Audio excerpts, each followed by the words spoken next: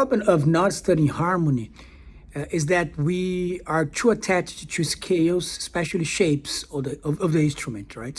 We are totally dependable, all right? And this is something that by studying harmony, especially jazz, the approach of jazz and fusion, you see that mindset change, and then everything changes. The way that you see music, the way that you see improvisation, right?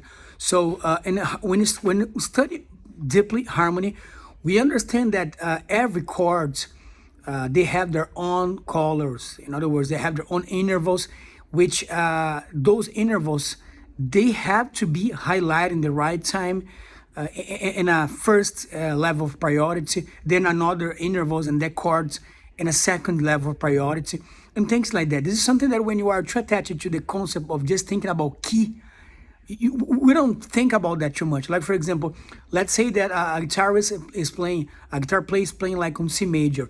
Well, he knows the chords maybe, but when he's improvising, he usually thinks about the scales and also thinks about too much of the the shapes on the instrument itself. They are very dependable on that.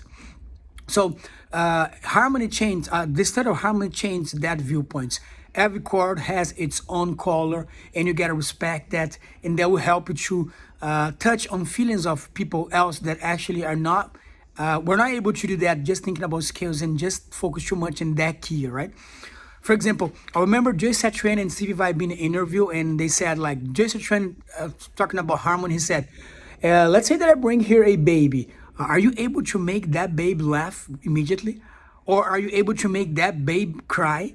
This is what happened when we know which notes to play, and we know which chord is being played, and consequently we are able to think about the intervals and notes of that chords. So this is something. This is the mindset that I think studying jazz and fusion, for the matter of harmony, change in terms of like improvising.